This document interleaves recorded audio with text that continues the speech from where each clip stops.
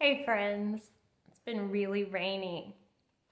Who else is tired of the rain? Anyway, I wanted to come on here and share with you just to encourage, I love to encourage people. If you love Jesus, if you want to share the gospel with others, part of the way I like to encourage people is be true to your personality, to yourself, to how God created you, but feel confident to go out and share. I am probably one of the biggest introverts out there. I may appear expressive or almost even extroverted on camera, but no, I have to renew my energy. I get extremely exhausted in social situations. I just get very, very tired. But I love the Lord. And so I have been this year, I believe that God has opened up the door for writing for me. And so I am working on a new book. It is where I love to write. I feel like I am flying inside. It's what I've created to do when I'm writing. And so I'm working on a new book. It should be out this year. Not going to tell you the title yet. But I just want to encourage you on a book that I have already written, Designer's Prayer Closet, to step out into your calling. The gospel cannot be changed. It is immovable. It has an immovable boundary line that it is not, it is in the demonstration of power. You cannot, if you try to change the boundaries of the gospel, you will shipwreck your faith and then God will rescue you. But what can be changed is your delivery of the gospel. You do not have to be conformed to one program or set way. Be true to yourself, be true to your calling, and go forth in liberty. So I'm going to read page 136. External pressure to make a decision because it seems like the logical choice can rob you from your unique fingerprint in life. The seductive lure of external conformity is a common snare that many fall prey to in multiple areas of life. Altering outward behavior to fit expectation, let me say that again, altering outward behavior to fit expectation will result in palpable frustration, either consciously or unconsciously. So one time I was on a jog, and I remember I was just kind of, when you're on a jog or whatever, maybe whatever you like to do, that it's your alone time, your private time. And I felt like I was kind of having a conversation in my spirit with the Lord, and I felt like He said, people pleasing is when your lips say yes, but your heart says no. It's when your lips say yes, but your heart says no. You can still live a life that is pleasing to the Lord without doing what everybody wants you to do.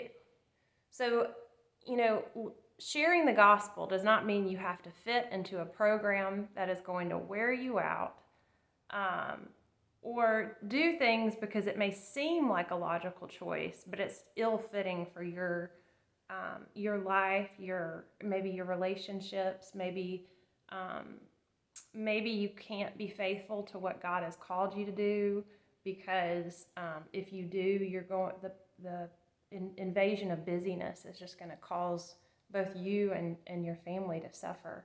So really, kind of don't try to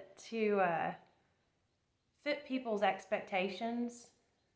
Fit what God shows you is right for your life. So 1 Samuel 17:38 through 39 says, Then Saul clothed David in his own tunic, put on a bronze helmet on his head, and dressed him in armor. I cannot walk in these, David said to Saul. I am not used to them. So David took them off. Notice Saul clothed David in his own tunic.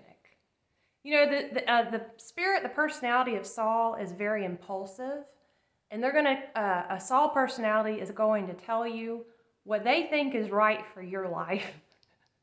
So be very, very like, still love. Don't, remember we are going to continue to love, but be aware of that personality.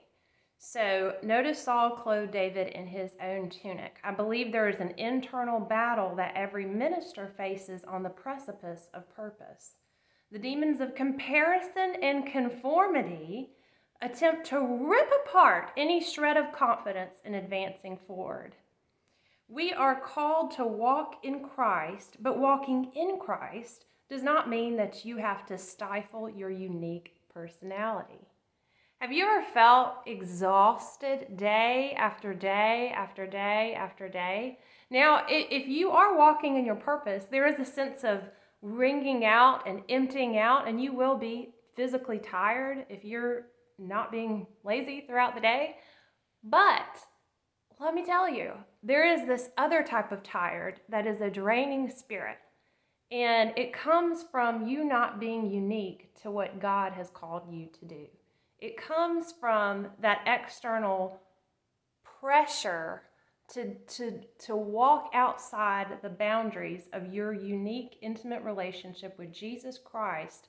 And it's a religious pressure to conform outwardly what God has not yet done inwardly in you.